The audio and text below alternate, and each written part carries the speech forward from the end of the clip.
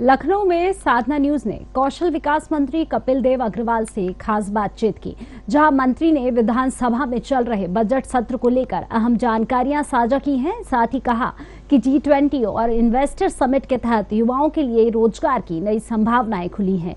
उन्होंने कहा कि विदेशों के बड़े बिजनेसमैन उत्तर प्रदेश में अपने उद्योग धंधे और फैक्ट्रियां लगाने जा रहे हैं, जिससे युवाओं के लिए रोजगार के बेहतर ऑप्शन आएंगे। साथ ही सरकारी वैकेंसी की भी परीक्षाएं बिना नकल के साथ हो रही हैं, जिसके कारण केवल पात्र विद्यार्थी ही प्रशासनिक अधिकारी बन रहे हैं। वहीं मंत्री ने कहा कि अखिलेश यादव के पास कोई मुद्दा न बचने से वे बेहताशा हैं। देखिए रिपोर्ट।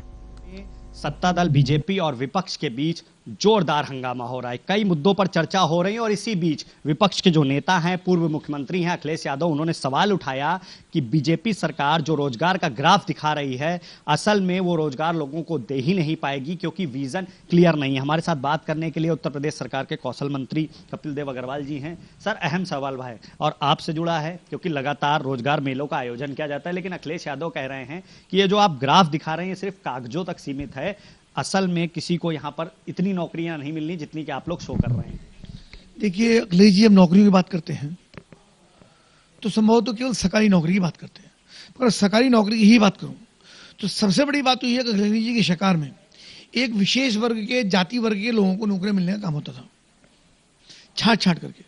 माननीय मुख्यमंत्री सदन में दिखाया कि एक ही जाति वर्ग के UPSC में सिलेक्शन हुआ, यानी वहां भी सिलेक्शन हो सकता है, इतना बड़ा आयोग है, उसके अंदर भी। बहुत जिम्मेदारी से बात मैं आपके चैनल पे कह सकता हूं कि माननीय मुख्यमंत्री योगी आदित्यनाथ जी के आने के बाद 6.5 लाख लोगों की भर्तियां अलग अलग क्षेत्र में हुई, शिक्षा में, पुलिस में, माध्यमिक शिक्षा में, अन्य विभागों के अंदर, हमारे विभाग में हुई। एक भी पैसे का गुनाहगार, 1 रुपए की चाय का भी कोई गुनाहगार नहीं है, पूरी ईमानदारी के साथ हुई। तत्कालीन सरकार में, समाजवादी पार्टी सरकार में, इधर लड़का फॉर्म भरता था, उधर माता पिता को बोला था मकान बेचो, जमीन बेचो, मुझको 10 लाख रुपए, 20 लाख रुपए, 50 लाख रुपए नौकरी के लिए रिश्वत के रूप में देने हैं।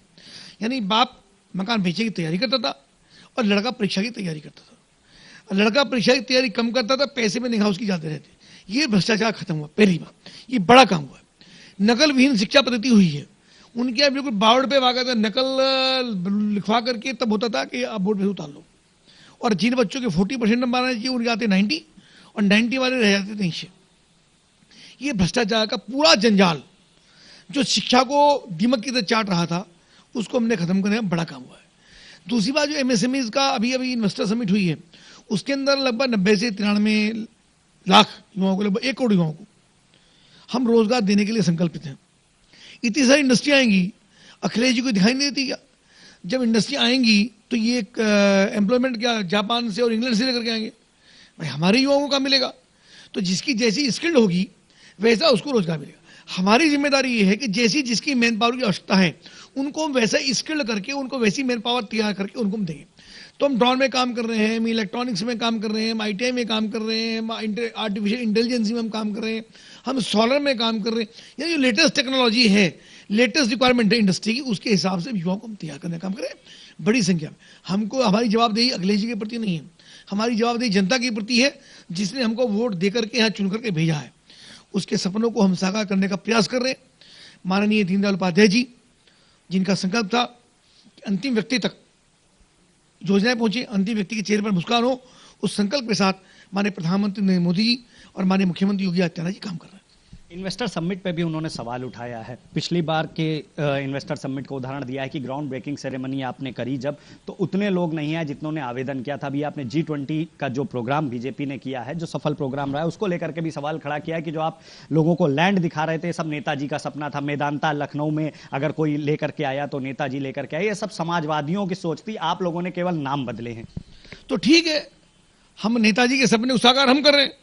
नेताजी के सपने को साकार करने का माननीय अखिलेश यादव जी ने नहीं किया, तो नेताजी के सपनों को, उनके जो सपने थे उनको हम साकार करें तो अच्छी बात है। हमारी और प्रसन्नता की बात है कि हमारे मुलायम सिंह यादव जी को सपना देगा, उसको सपना हम साकार करें।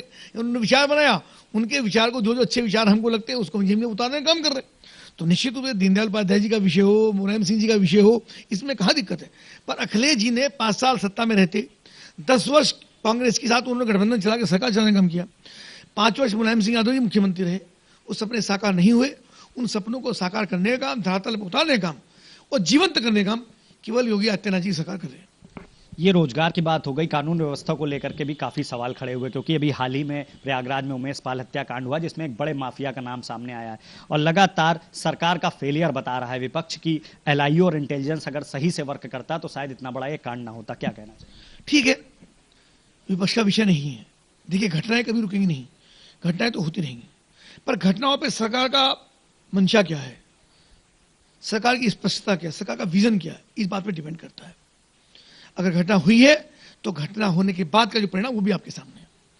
एक एक पर चुन चुन कर कार्रवाई होगी, किसी से समझौता नहीं होगा। उन नेताओं के साथ, अखिलेश जी के साथ उन अपराधियों की फोटो वायरल हो रही है।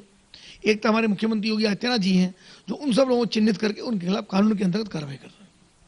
अंतिम प्रश्न है, उत्तर प्रदेश के युवाओं को क्या संदेश देना चाहते हैं? उत्तर प्रदेश में जिस तरीके से G20 हुआ, इन्वेस्टर समिट हुआ, अब उत्तर प्रदेश के जो युवा हैं वो योगी सरकार से क्या आशा रखें?